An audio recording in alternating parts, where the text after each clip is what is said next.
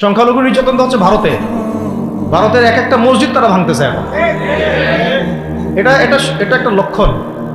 আস্তে আস্তে ওর মানচিত্র মসজিদের মতোই ভেঙে খান খান হয়ে যাবে ইনশাআল্লাহ। এরা যেমন অখণ্ড ভারত চায়, আমরাও অখণ্ড ভারতই চাই। আমরা চাই অখণ্ড ভারত হবে কালিমা লা ইলাহা ইল্লাল্লাহ মুহাম্মাদুর রাসূলুল্লাহ। আপনারা তো মনে করেন যে ভারত আমাদেরকে ঘিরে রাখছে, তাই না? আসলে ভারতকে আমরা ঘিরে রাখছি। এই দিক থেকে আমরা, এই দিক থেকে চায়না, এখান থেকে নেপাল, এখান থেকে ভুটান, এখান থেকে মায়ানমার, এখান থেকে পাকিস্তান, আর তার চেয়ে বাপ আছে আফগানিস্তান। আছে না আফগানিস্তান? ওদের সাথে কেউ পারছে এই পর্যন্ত? আফগানের ভাইরা নিজেদেরকে গড়ে নিচ্ছে, এখন বোঝাচ্ছে। এই বাংলাদেশকে যদি আমরা একটা মদিনা রাষ্ট্র বানাতে পারি, ইনশাল্লাহ কালকে গাজওয়াতুল হিন্দ হবে ওটার জন্য রেডি আমরা। পাকিস্তানের কাছে কিছুই নাই, আছে খালি 10টা 12টা পারমাণবিক কোনো অস্ত্র, তাতেই ভয়ে কাঁপতে থাকে। চায়না খালি একটু ভয় দেখায় যে আগাইলে কিন্তু চিকেন নিয়ে নিব, আগাইলে কিন্তু চিকেন দিয়ে গিলে ফেলবো। চায়নার ওই ছোট ছোট যোদ্ধাদের কাছে যে মাইকটা খায়, আর আমাদের এখানে দেখা যায় যে সীমান্তর মধ্যে একটা কৃষকও যদি সীমান্ত থেকে দূরেও হাল চাষ করে, ওকে গুলি করে মেরে ফেলে। ফেলা নেই, ফেলানির কথা ভুলে গেছেন আপনারা? আমাদের বন্যা, এরকম কতগুলো মানুষকে সীমান্ত হত্যা করে মারা হয়েছে। আজকে গুগলে গিয়ে সার্চ করে দেখেন কতগুলো মানুষকে বিগত 15 বছরে সীমান্ত হত্যা করা হয়েছে। তো এখানে আমাদের স্বাধীনতার প্রশ্ন আসে না, এখানে গণতন্ত্রের কথা আসে না, সার্বভৌমত্বের কথা আসে না। না, বরং তারা ক্ষমতার জন্য ওদের কাছে ঈমান বিক্রি করে দিয়েছে। ক্ষমতার জন্য এই উগ্রদের কাছে, মানে উগ্র হিন্দুত্ববাদীদের কাছে ওরা তাদের ঈমান, ওদের আমল, ওদের তাকওয়া, ওদের দিন সব বিক্রি করে দিয়েছে। পরিবর্তিত বাংলাদেশে কোনো ভারতীয় দালালকে আর জায়গা না দেওয়া, একদম সাফ কথা। বরং প্রত্যেকটা ডিপার্টমেন্টে যেখানেই তারা লুকিয়ে আছে ঘাপটি মেরে, এই প্রত্যেকটা ভারতীয় দালালকে এখান থেকে বের করতে হবে। আমি একা বললে আমি পারবো না, আপনি একা বললে আপনি পারবেন না। প্রত্যেকটা এই বয়ানের জায়গা, মিম্বর, খুতবা, ওয়াজ মাহফিলের প্যান্ডেল, আমাদের রাজনৈতিক দলগুলো, আমাদের ইসলামপন্থী দলগুলো যেগুলো আছে, সবার ইমারত থেকে আওয়াজটা আসতে হবে। কারণ এরা যদি আর একটা বার সুযোগ করতে পারে, না থাকবে আপনার দেহ, আর না থাকবে আপনার মাথা। এখনই তো আপনাকে হুমকি দিচ্ছে, এখনই আপনাকে হুমকি দিচ্ছে যে কোনো সময় একটা একটা করে গুপ্ত হত্যা করবে এরা। চট্টগ্রামে সাইফুল ইসলাম ভাইকে, এক ভাইকে কুপায় মারা হয়েছে, এটার বিচার এখনো হয় নাই। যারা মারছে ওদের পক্ষ নিয়ে আমরা আবার সংখ্যালঘুর স্লোগান তুললাম। এ কেমন সংখ্যালঘু যে আমার ভাইকে জবাই করে হত্যা করে? হ্যাঁ, কথা হচ্ছে আমরা একটা কাপুরুষতার পরিচয় দিচ্ছি। নেপাল ওকে টাইম দেয় না, ভুটান টাইম দেয় না, মায়ানমার টাইম দেয় না, চায়না তো দেয়ই না, আর আমরা তাকে একেবারে প্রভুর আসলে বসা রাখছি। আমরা কি দিছি? আমরা ইলিশ দেই, আমরা ট্রানজিট দেই, আমরা রেল দেই, আমরা বন্দর দেই, আমরা আর কি দেই? গ্যাস তো দেই মাশাআল্লাহ, তারপরে পণ্যগুলো তো দিচ্ছি, গার্মেন্টস দিয়ে দিচ্ছি, আমাদের প্রশাসনের মধ্যে লোকজন দিয়ে দিচ্ছি, কর্মী শ্রমিক দিয়ে দিচ্ছি। এই জন্যই তো বলি, কেন সে স্ট্যাটাস দেয় যে এই স্বাধীনতা তার স্বাধীনতা, এটাই তো আমরা কারণ। তার মানে তারা আমাদের সার্বভৌমত্বটাকে স্বীকার করে না, তাই না? তারা যদি আমাদের স্বাধীনতা, সার্বভৌমত্বকে স্বীকার করতোই, তাহলে তো এরকম স্ট্যাটাস দিত না, দিত কি? তো এখন কথা হচ্ছে, আমরা মাথা নত করার জাতি না। আমাদের নবী মুহাম্মদ সাল্লাল্লাহু আলাইহি ওয়াসাল্লাম মাথা উঁচু করে দাওয়াতি কাজ করছেন। মার খেলেও কখনো তিনি মাথা নিচু করেন নাই। সাহাবায়ে কেরাম রাদিয়াল্লাহু আনহুম আজমাইন মাথা উঁচু করে দাওয়াতের কাজ করছেন, কারোর সামনে মাথা নত করেন নাই ইল্লাল্লাহ, আল্লাহ ছাড়া।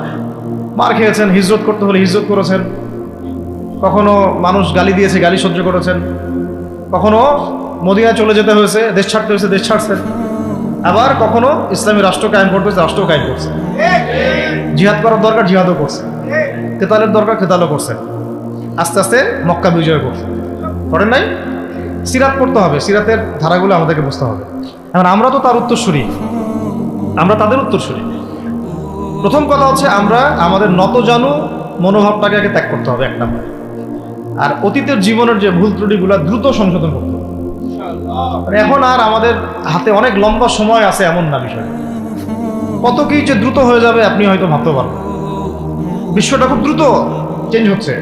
যদি কখনো বাংলাদেশে দেখা যায় যে দেশের শত্রুরা বা দিনের শত্রুরা বা উগ্রবাদীরা এই দেশের স্বাধীনতা সার্বভৌমত্বের উপর আক্রমণ করে, তখন কি আমাদের উপরে জিহাদ ফরজ হবে কিনা?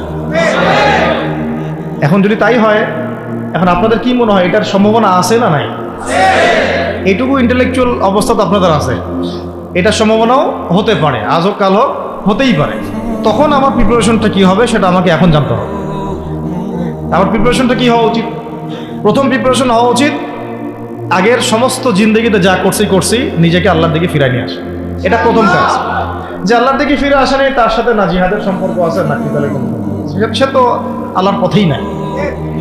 তো প্রিয় যুবক ভাইরা, আগে প্রথম কথা হচ্ছে আগে আপনি আল্লাহর দিকে ফিরে আসেন, একদম। দ্বিতীয় কথা হচ্ছে এরপরে আমাদের প্রয়োজন শারীরিক প্রস্তুতি।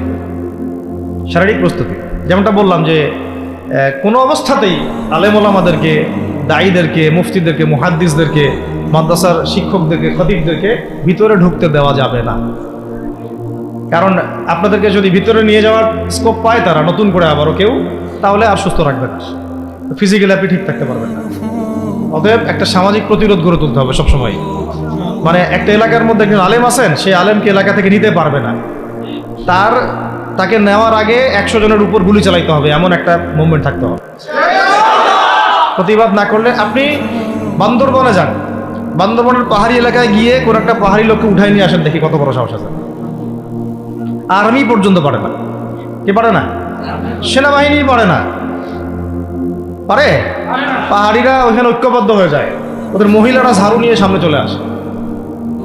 এই আমাদের বান্দরবনের কথা বলতেছে। ওখানে যে কুকিচিং একটা ফ্রন্ট গঠন করছে সশস্ত্র বিদ্রোহীরা, ওই অংশটুকুকে নিয়ে একটা মাস্টার প্ল্যান আছে ওদের। ওই অংশটুকুতে তারা একটা খ্রিস্টান রাজ্য বা আলাদা একটা পাহাড়িদেরকে নিয়ে একটা রাষ্ট্র প্রতিষ্ঠা করতে চায়। এটা ওদের স্বপ্ন। এই উদ্দেশ্যে তারা হাঁটতেছে এবং তারা অস্ট্রেলিয়ান ভাষায় কথা বলে। ওখানে তারা পতাকা বানাইছে, মানচিত্র বানাইছে, এমনকি লাস্ট টাইম আমরা ওখানে গিয়ে শুনলাম যে মুদ্রাও নাকি বানাচ্ছে। মুদ্রা হাসতেছেন? বিষয়টা কত ডিপ। আমাদের রাষ্ট্রে যে কত সমস্যা, আর জানি না যারা দায়িত্বে আছে তারা কি করতেছে, আসলে কোন দিকটা সামাল দিচ্ছে। অর্থনৈতিক দিকটা দেখবে না এই পাহাড়ি এলাকার সমস্যাগুলো মেটাবে, নাকি আমাদের মুসলিম উম্মার অভ্যন্তরীণ সমস্যাটা মেটাবে, না শহীদ ভাইদের খবর নিবে, না পঙ্গু ভাইরা যারা পড়ে আছে হাসপাতালে তাদের খবর নিবে? সিনেমা দেখতে বসে গেছে। কোন আক্কেলে সিনেমা দেখেন আপনি? আপনার সিনেমা দেখার সময় কোথায়? সিনেমা দেখার সময় কোথায়? এই যে যতগুলো ভাই শহীদ হয়েছে তাদের পরিবারের খোঁজখবর নেওয়া লাগবে না? এবং যতগুলো ভাই এখন হাসপাতালে কাতরাচ্ছে তাদের সঙ্গে হাজার হাজার ছাত্র ভাই, তাদের চিকিৎসা করানো লাগবে না? যত মানুষকে গুম করা হয়েছে ওদেরকে মুক্ত করা লাগবে না? তারাও তো জানে এটা অন্যায়, এবং যারা করে তারাও বলে এটা অন্যায়। যারা করে তারাও বলে এটা অন্যায়। এবং আমাকেও বলেছিল যে, আমি জিজ্ঞাসা করেছিলাম যে আমাকে যদি মানে প্রকাশ্য কোর্টে চালান করে দেওয়া হয় এবং জাতির সামনে বলা হয় যে আমাকে গুম করা হয়েছে, এবং এরপর যদি বলা হয় যে আমাকে গুম করার পরে কোনো রকমের নেগেটিভ কিছু পাওয়া যায় নাই তাই আমরা ছেড়ে দিয়েছি, এই কথাটা কি বলা যাবে কি যাবে না? তারা বলছে যে না, এটা বলা যাবে না, কারণ এই কাজটা তো মানবতা বিরোধী অপরাধ, এটা করলে তো বললে তো সবাই আবার বুঝে ফেলে। তো এই হলো অবস্থা। ওখানে আমরা বুঝেছি যে বাংলাদেশের প্রশাসনে দুইটা ভাগ আছে। একটা ভাগ হচ্ছে মারাত্মক রকমের ইসলাম প্রিয় এবং দেশপ্রেমিক, মাশাআল্লাহ, আমরা তাদেরকে স্যালুট জানাই, মাশাআল্লাহ। কিন্তু আপনারা ভুল জায়গায় শ্রম দিচ্ছেন, আপনারা ভুল জায়গায় মেধা, শ্রম এবং আপনাদের জীবন নষ্ট করতেছেন। আপনাদের থাকা দরকার ছিল ওলামায়ে কেরামদের সাথে, তাহলে আপনাদেরকে টক্কর দিয়ে কেউ সামনে যেতে পারতো না।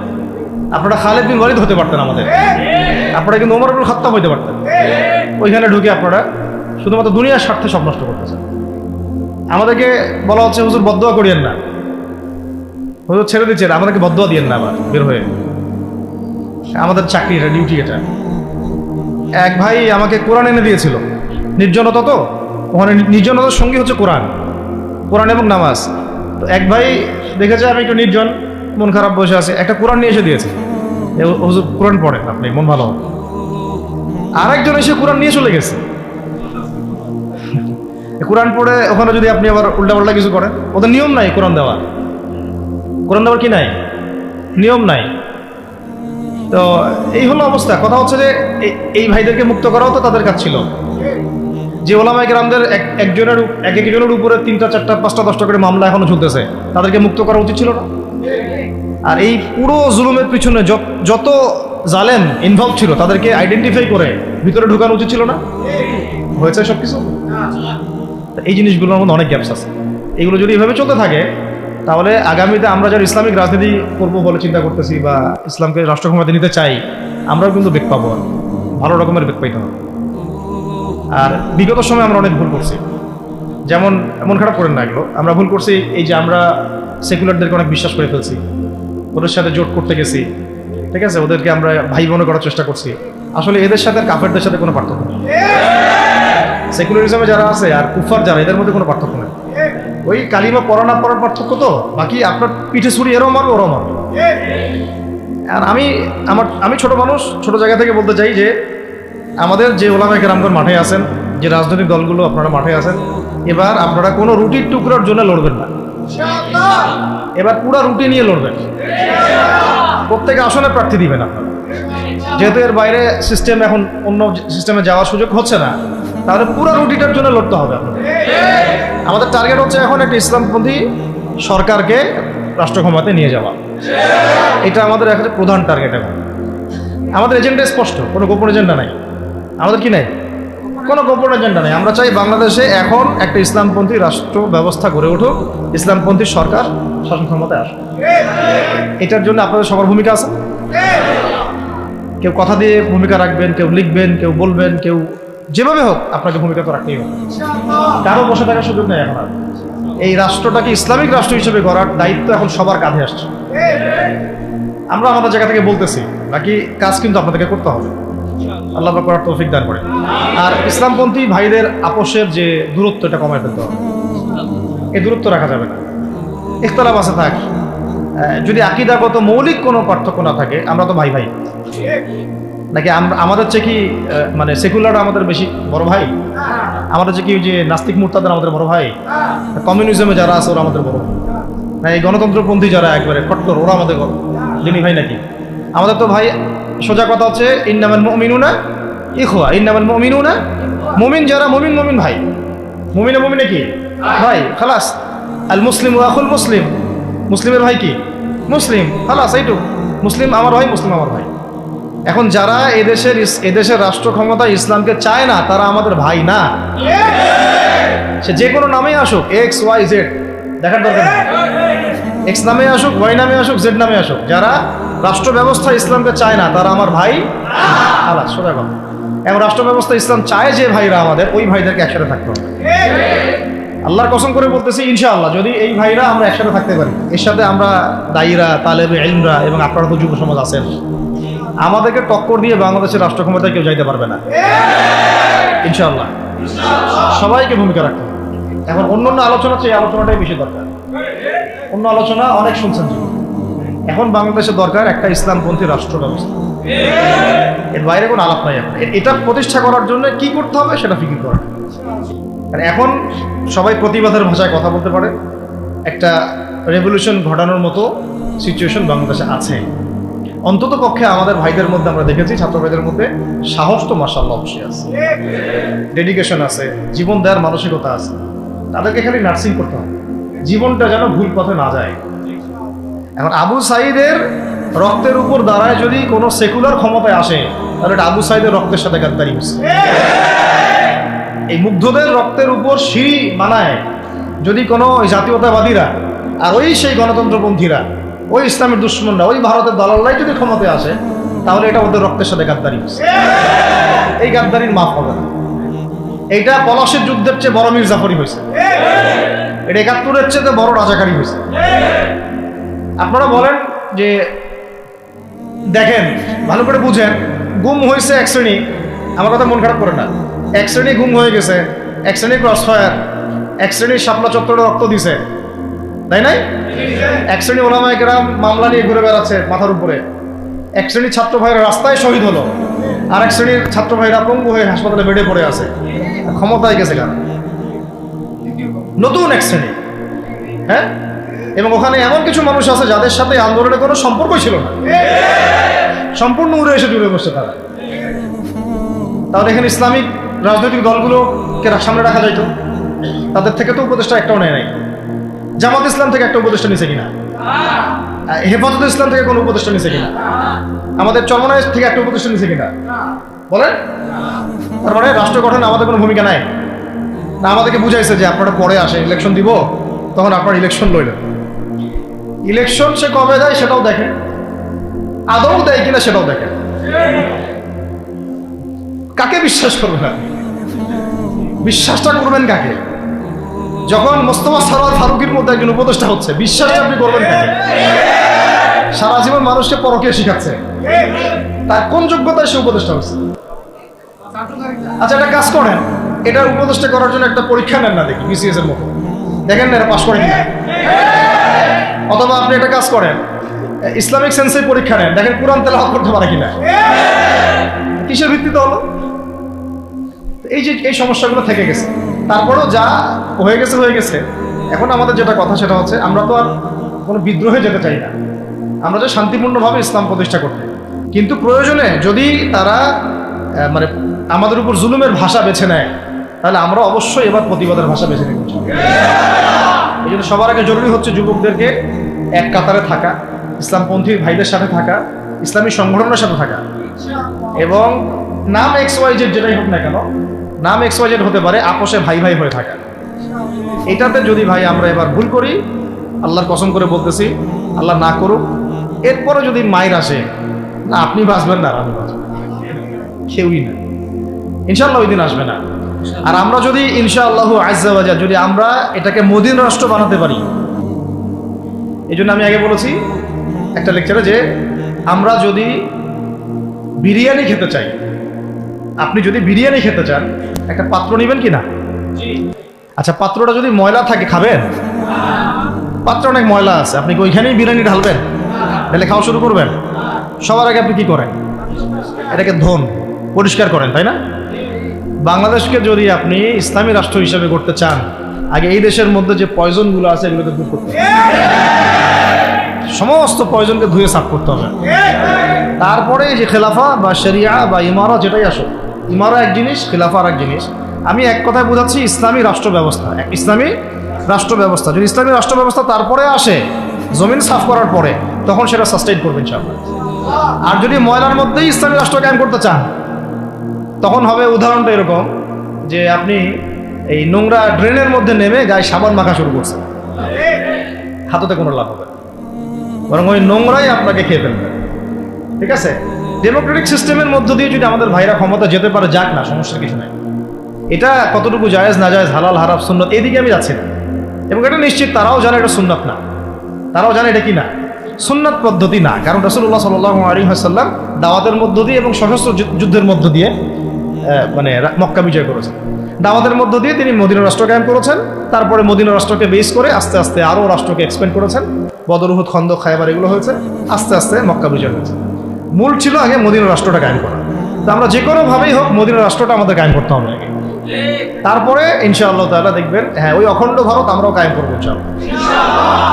সংখ্যা দিয়ে কিচ্ছু না, ওদের সংখ্যাকে আমরা ভয় পাই?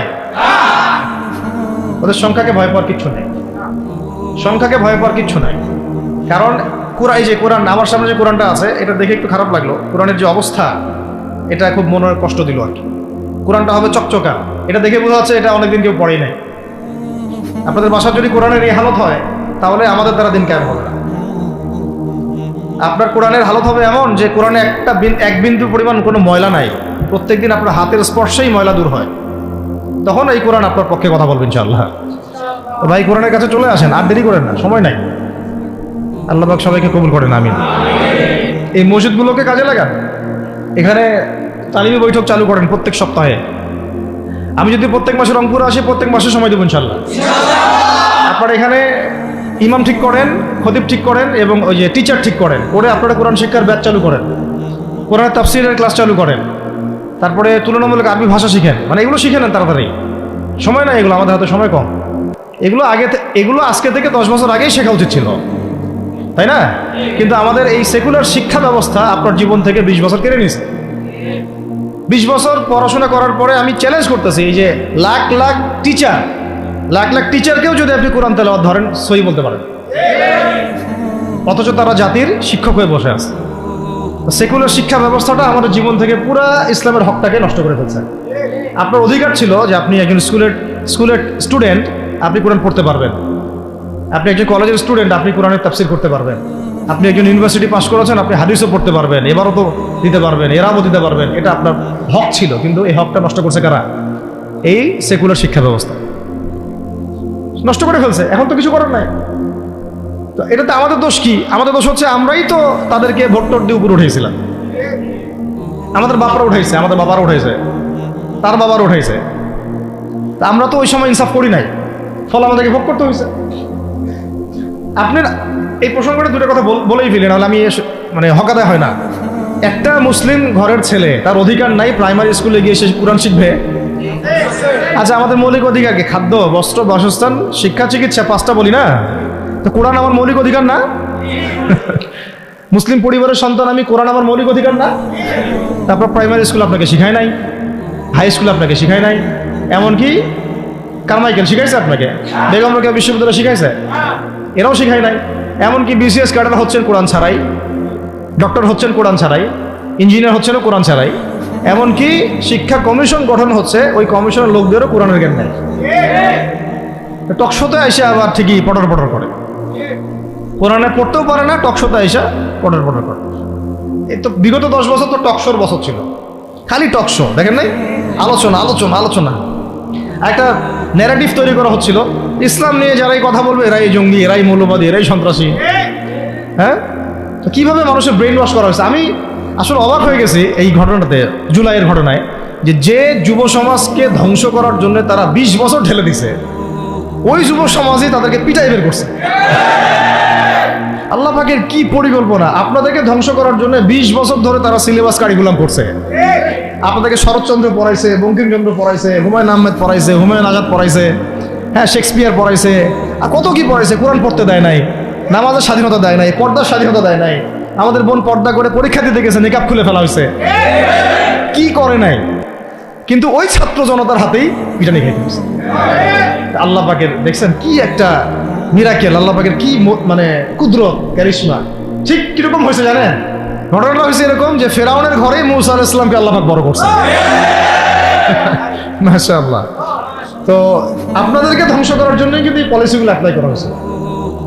এখন যে আল্লাহ পাকের রহমতে আপনারা বিপদে যান নাই, আলহামদুলিল্লাহ। এখন যেটা আল্লাহ পাক বোঝার তৌফিক দিচ্ছেন, দেখেন আপনারা কোরআন শিখতে পারতেন, এখানে পারেন নাই। শিক্ষা কমিশনের মধ্যে কোরআন নাই। শুধু তাই না, দেখেন 360 জন এমপির মন্ত্রীকে আপনি বসায় দেন, 360 জন এমপির মন্ত্রীকে বসায় তাদের সবাইকে শুধু কিচ্ছু না, আমি বলবো খালি সূরা ফাতিহা তিলাওয়াত করতে পারে। যে আমাদেরকে এখন একটা নতুন উদ্দেশ্য নিয়ে, টার্গেট নিয়ে, একটা মিশন নিয়ে আগামীকাল থেকে পথ চলতে হবে। প্রথম গন্তব্যটা কি? আমরা বাংলাদেশকে একটা মদিনা রাষ্ট্র কায়েম করতে চাই। সেটা যদি করতেই হয় তাহলে আমাকে কার আদলে করতে হবে, কার সুন্নতে করতে হবে? নবী মুহাম্মদ সাল্লাল্লাহু আলাইহি ওয়াসাল্লামের তরিকায়। এবং তার তরিকার প্রথম কাজটাই হচ্ছে আগে ইলম শিখতে হবে। কি শিখতে হবে? এই মসজিদগুলোকে কাজে লাগান, মাদ্রাসাগুলোকে কাজে লাগান। এবং 2 নম্বর হচ্ছে ইলম একা একা শেখা যাবে না। ইলম একা একা শেখা যাবে না। 20 বছর তো আপনি একা পড়াশোনা করেন নাই, প্রতিষ্ঠান ছিল, ওস্তাদ ছিল, তাই না? টিচার ছিল, আপনার একাডেমিক কারিকুলাম ছিল। ঠিক ওইরকমই দিনের ইলমও একা একা শেখা যাবে না, ওস্তাদ লাগবে। এবং আলহামদুলিল্লাহ আমাদের বাংলাদেশে ওস্তাদের অভাব নাই, আলহামদুলিল্লাহ। প্রত্যেক জেলায় জেলায় উপজেলায় সব জায়গাতেই মুহাক্কিক বরেণ্য আলেমগণ আছেন, আলহামদুলিল্লাহ। আর আপনি খুঁজে বের করবেন কে মুহাক্কিক আলেম। আমি কিছু মানে তাদের বৈশিষ্ট্য বলতে পারি। তারা নিজেকে জাহির করেন না, বিনয়ী হন, অহংকারী হন না। তারা এত বেশি আইওয়া শোডাউন এত পছন্দ করেন না, নিজেকে আড়াল করার চেষ্টা করেন। হক কথা বলতে তারা ভয় করেন না। এবং তারা অনেক গভীর জ্ঞানের অধিকারী হওয়া সত্ত্বেও অনেক বেশি বিনয়ী হন না। এগুলো দেখে আপনি চিনবেন, ঠিক আছে?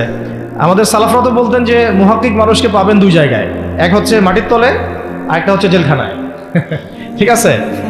তো যাই হোক, এখন অনেক বরেণ্য উলামায়ে কেরাম আমাদের সমাজে আছেন। তাদের যে কারোর সাথে অন্তত একজনের সাথে নিসবত রাখেন, অন্তত একজনের সাথে নিসবত রাখেন, ঠিক আছে?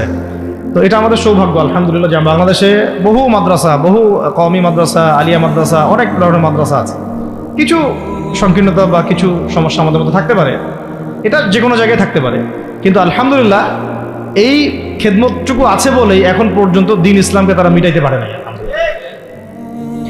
তো এলেম শিখবো 1 নাম্বার, 2 নাম্বার হচ্ছে এলেম মুহাক্কিক কোন আলেমের সোহবতে শিখবো, একা একা শিখবো না। 3 নাম্বার হচ্ছে যা শিখবো আমলে নিয়ে আসতে হবে। কি বললাম? যা শিখবো আমলে নিয়ে চলে আসতে হবে, ফেলে রাখা যাবে না। আল্লাহ আমাকে তৌফিক দেন, আপনাদের সবাইকে তৌফিক দান করেন। 4 নাম্বার সময় কাজে লাগাইতে হবে, সময় কাজে লাগাইতে হবে। কোনো অবস্থাতেই আর হেলায় ফেলায় সময় নষ্ট করবো না, আমিও করবো না ইনশাল্লাহ, আপনারাও করবেন না ইনশাল্লাহ। 5 নাম্বার হচ্ছে নিজের প্রতিভাকে খুঁজে বের করবেন। সবাইকে আল্লাহ কিছু না কিছু প্রতিভা দিয়েছেন, প্রতিভা খুঁজে বের করে ইসলামের জন্য কাজে লাগাবেন। 6 নাম্বার হচ্ছে যাদের রিজিক হালাল তাদের তো আলহামদুলিল্লাহ কোনো সমস্যা নেই, যাদের হারাম রিজিক আজকে ছাড়তে হবে। কোনো সুদের সাথে সম্পৃক্ত থাকা যাবে না, কোনো ঘুষ, কোনো দুর্নীতি, কোনো মাপে কম দেওয়া, কোনো হারামে আমি খাবো না, কোনো হারামের কাছে যাব না। আর উত্তরবঙ্গের বড় বড় ফেতনাগুলোর মধ্যে এই সুদী এনজিওদের ফেতনাও আছে, কাদিয়ানিদের ফেতনাও আছে, তাই না? তারপরে আপনার এই যে ইসাই মুসলিমদের একটা ফেতনা আছে না, একটা ফেতনা আছে। তারপরে এই আপনার বিড়ি ফ্যাক্টরি, তামাক ফ্যাক্টরির এগুলা ফেতনা আছে হারাম খাওয়ার। আবার নতুন করে ইসকনের ফেতনাও উত্তরবঙ্গে দেখা যাচ্ছে। তো এই ফেতনাগুলোকে চিহ্নিত করে আপনাকে বেঁচে থাকতে হবে এবং রিজিকটাকে হালাল করে ফেলতে হবে, ঠিক আছে? এর পাশাপাশি হচ্ছে 6 নম্বর বলবো যে পরিবারগুলো গড়ে তুলতে হবে। প্রত্যেকটা পরিবার হবে একটা দুর্গ, মানে আমার পরিবার হচ্ছে আমার একটা ইসলামিক রাষ্ট্রের মতো। এই পরিবারের মধ্যে অন ইসলামিক কোনো কাজ চলে না। পরিবারের মালিক কি? আমি না? এখানে কি রাষ্ট্র আমাকে হস্তক্ষেপ করতে পারবে? আমার পরিবার আমার কন্ট্রোলে চলবে, একদম ইসলামিক অনুশাসন অনুযায়ী চলবে, ডানে বামে নড়তে পারবে না। এভাবে আপনাকে শক্ত থাকতে হবে। 7 নম্বর হচ্ছে এখন থেকে তাবলীগের কাজ সবাইকে করতে হবে। কতটুকু করবেন? যতটুকু আপনি জানেন, যতটুকু আপনি জানেন। যেটা জানেন না ওইটা নিয়ে কথা বলার দরকার নেই।